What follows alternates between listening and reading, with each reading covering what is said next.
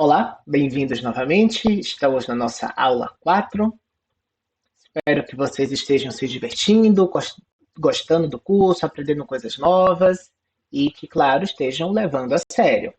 Estudando, fazendo as atividades, interagindo entre vocês, tirando dúvidas comigo. Como vocês estão? Tudo dando certo? Lembrando que vocês têm meu e-mail, têm até meu WhatsApp, entrem em contato. Vamos lá. Então, lembrando qual é o meu papel aqui. Meu papel é provocá-los. E essa é a nossa segunda aula gravada, né? Aula não síncrona, para proposição de exercícios em um tema. O tema de hoje é regressão. Espero que esteja funcionando. E aí eu preciso do feedback de vocês. Claro que olhando o desenvolvimento de vocês, eu tenho o meu próprio retorno sobre o que está acontecendo, mas é importante ouvi-los. E aí, está funcionando? Vamos lá. Então vamos falar sobre regressão. Esse primeiro slide é uma provocação. No final da aula anterior, a gente falou um pouco sobre responsabilidade científica, sobre como apresentar dados. E como a gente vai ver ao longo da aula, regressão trata, de certa forma, em fazer uma previsão. Você tem um conjunto de dados observados e você quer, através de um modelo teórico, prever o comportamento. Você quer explicar, de certa forma, o que já aconteceu e prever para quando você tiver um novo valor em X, você saber qual é o valor em Y. Ok. Muitas vezes a gente vê os dados de uma forma, mas cria o nosso modelo de uma outra completamente diferente, para que o modelo se ajuste não aos dados, mas a uma outra situação que você ou alguém queira. Não façam isso. Vamos lá. Para começar, eu peço que vocês pensem numa relação linear perfeita. Então, um y com um AF de x igual a ax mais b. A e b são parâmetros, são constantes. X é uma variável independente. Y é a variável dependente, que por sua vez é função de x. Então, pensem em exemplos. Um A maior do que zero, um A igual a zero e um A menor, um maior, um igual e um menor. E a mesma coisa para B. Então eu peço que vocês façam visualização. Escolham esses valores, plotem, vejam o que acontece. Peguem casos em que A e B estão entre 0 e 1, ou entre 0 e menos 1, e depois maior, em módulo maior do que 1. Vejam o que está acontecendo. É muito simples? É muito simples. Mas tenham sacadas. Façam, permitam-se, tentem ir além. Ok, alguns de vocês provavelmente já viram a primeira versão, ou essa nova da Netflix, sobre os Cavaleiros do Zodíaco. Então, vocês, para quem viu, vai lembrar dessa cena, para quem não viu, esse é o Cavaleiro de Dragão, o Shiryu, e ele, em determinado momento, ele conseguiu fazer as águas de uma cachoeira subirem ao invés de descer. Então, de certa forma, ele criou um problema inverso. Porque qual é o problema? Qual é o funcionamento natural? É que a água desça, né? Graças à gravidade. Se você olhar não a água caindo, mas a água subindo, você quer olhar como um problema inverso. Então, o meu mestrado foi exatamente nisso. Foi usando a abordagem de problemas inversos para estimar dano estrutural.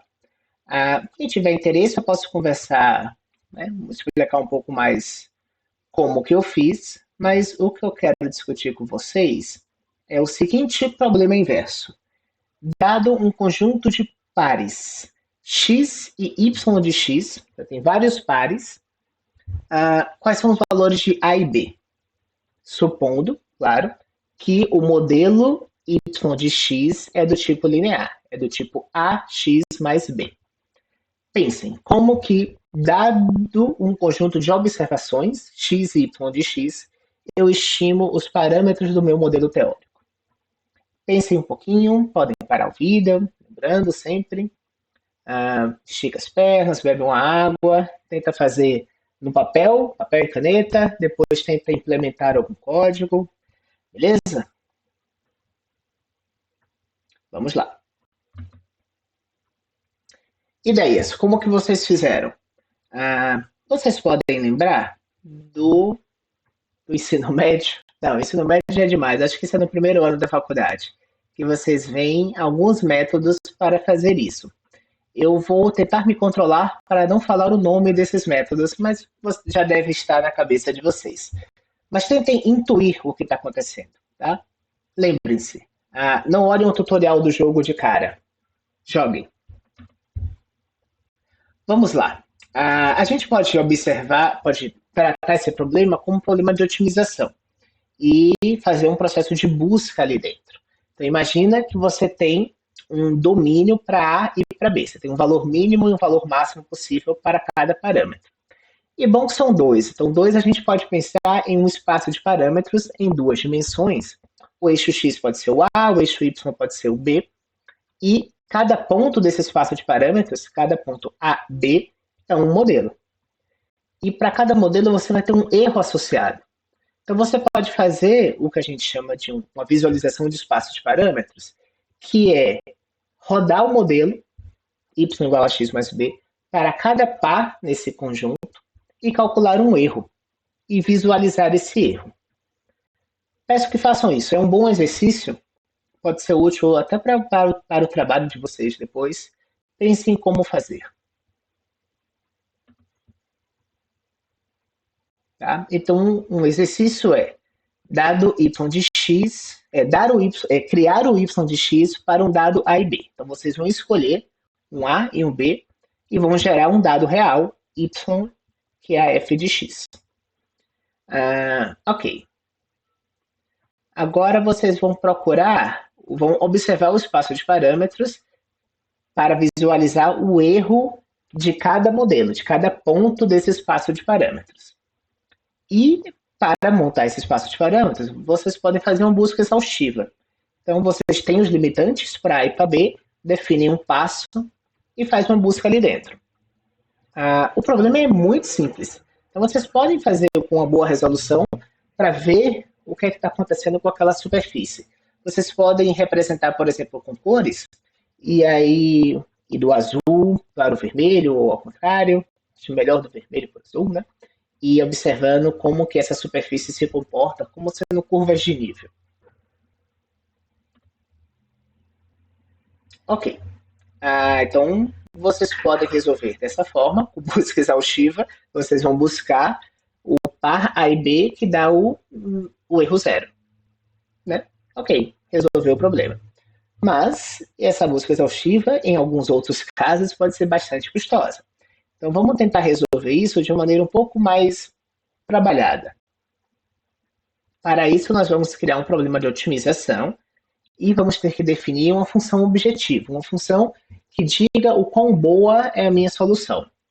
Essa função objetiva pode receber diversos nomes, né? Função custo, função loss. Candidatas para essa função. A gente pode pensar na diferença. Eu tenho um valor medido, real, eu tenho um valor previsto, veja a diferença entre eles. Ok, é uma opção, mas será que é a melhor? A gente pode pensar também na diferença absoluta, o módulo da diferença. Por que isso é importante? Mataram a charada? Não vou comentar aqui, espero que vocês comentem na aula ao vivo. Tá? Uma outra opção, e é isso aqui eu já coloco, é olhar a diferença, olhar o quadrado da diferença. Por que a gente tomaria o valor absoluto? E por que a gente tomaria o quadrado da diferença na hora de construir essa função objetiva? Pensem um pouco.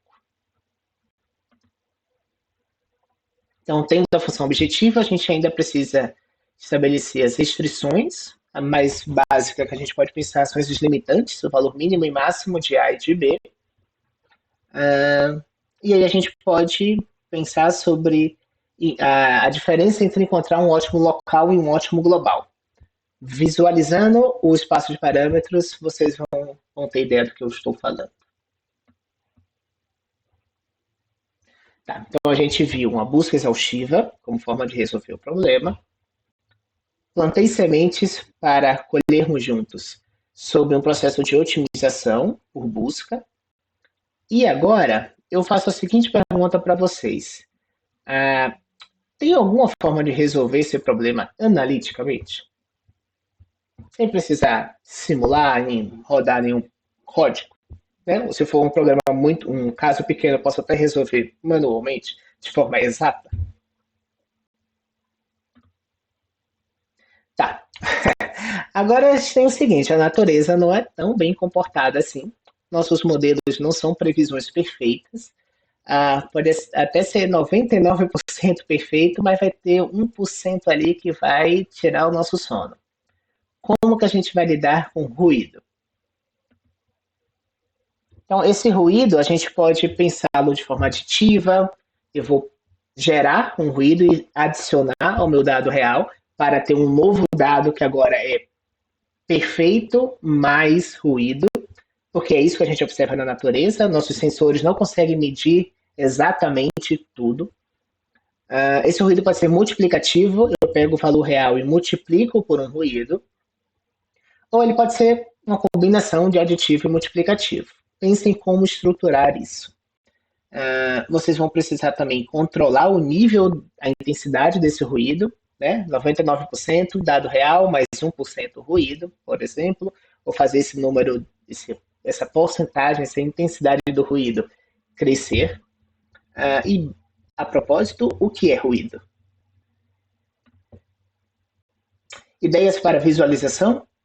Visualizar o dado real, bonitinho, né? Uma sequência de pontos que vão obedecer perfeitamente uma linha reta. E depois que você coloca ruído, o que é que vai acontecer com esses pontos? Façam essa visualização para diferentes intensidades de ruído, por favor. Tá, agora vamos. É legal fazer plots, né? Eu adoro. Vamos sair, vamos pegar papel e caneta, vamos fazer umas continhas. A gente tem para um conjunto y, e y que é um y de x, e x, a gente pode ter um valor médio para esse y, né? Como a gente viu na aula de estatística descritiva.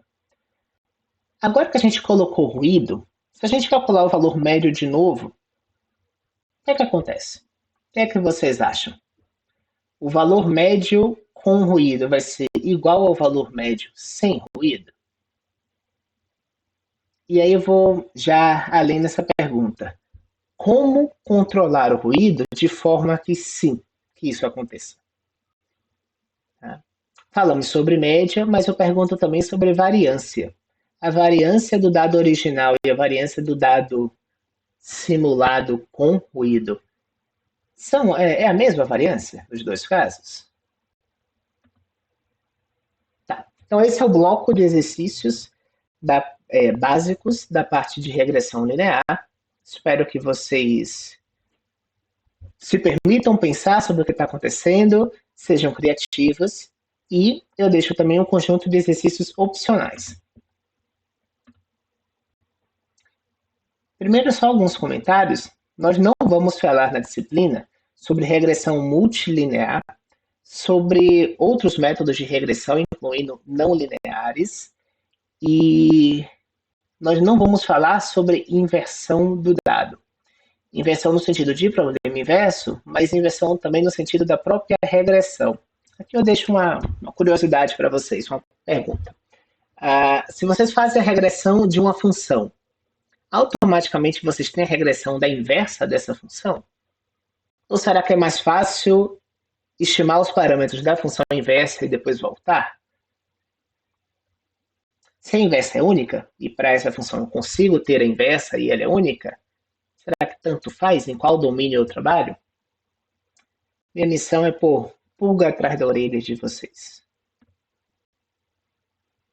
A gente pode olhar o processo de regressão, de certa forma, dado um conjunto de limitações, como um problema de classificação também.